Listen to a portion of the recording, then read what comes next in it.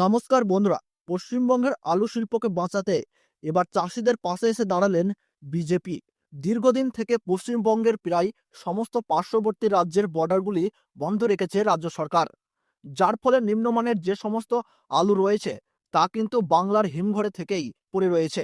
আর কিছুদিন পার হলেই সেই সব আলুতে কিন্তু পচন ধরবে নির্দিষ্ট সময়ের মধ্যেই।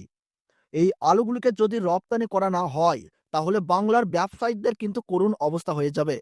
এই পরিস্থিতিতে মুখ্যমন্ত্রী মমতা বন্দ্যোপাধ্যায় কোনো মতেই কিন্তু বর্ডার খোলার জন্য নির্দেশ দিচ্ছেন না।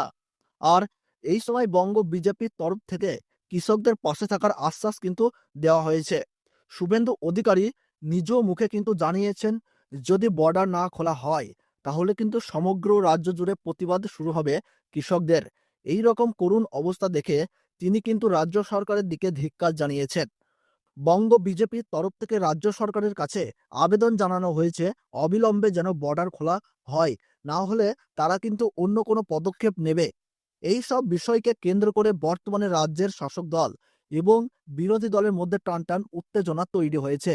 বর্তমানে বাজার জুড়ে কিন্তু নতুন আলু ছাপিয়ে গিয়েছে। অন্যান্য বছরের তুলনায় এই বছর কিন্তু নতুন আলুর ফলন যথেষ্টই ভালো।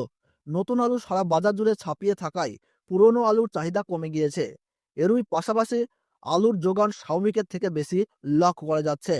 এর ফলে আলুর চাহিদা কিন্তু দিনের পর দিন কমেই যাচ্ছে। কৃষক তথা ব্যবসায়িকদের একটি চিন্তার কারণ হলো, বিশেষজ্ঞদের সমীক্ষা অনুযায়ী 2025 সালে কিন্তু আলুর ফলন প্রচুর পরিমাণে বাড়তে চলেছে। যারা বিগত কয়েক বছরে আলু চাষ করে লস খেয়ে আলু চাষ থেকে সরে এসেছিলেন, তারা কিন্তু 2024 সালে যখন আলুতে লাভ দেখলেন, তখনই কিন্তু 2025 সালে তারা নতুন করে আলু চাষে যুক্ত হয়ে গিয়েছেন। এবং অনেক এমনই মানুষ রয়েছেন যারা কোনোদিনই কৃষিকাজের সঙ্গে যুক্ত ছিলেন না, আর তারাও এই বছর কিন্তু আলু চাষে নেমে পড়েছেন। অর্থাৎ টাকা ইনকাম করার জন্য মানুষ কিন্তু কোনো দিকেই ছাড়তে চাইছে না। যখন আর কয়েকদিন পর থেকে জোর কদমেই আলু উঠতে শুরু করবে, তখনই যদি আলুর ফলন অন্যান্য বছরের তুলনায় অস্বাভাবিক মাত্রায় বেড়ে যায়, তাহলে কিন্তু বাজারে আলুর চাহিদা কমে যাবে এবং আলুর দাম নিম্নমুখী হতে শুরু করবে। এখন কি হয় সেই চিন্তাতেই কিন্তু রয়েছেন বাংলার চাষি তথা ব্যবসায়িক ভাইরা। তো দর্শক বন্ধুরা, গুরুত্বপূর্ণ আপডেট পেয়ে ভিডিওটি ভালো লাগলে ভিডিওটিতে ছোট্ট একটা লাইক করবেন। আপনার জেলায় বর্তমানে কত টাকা আলুর কেজি রয়েছেন তা কিন্তু কমেন্ট বক্সে জানাবেন। তাহলে সকালে সুস্থ থাকুন, ভালো থাকুন, ধন্যবাদ।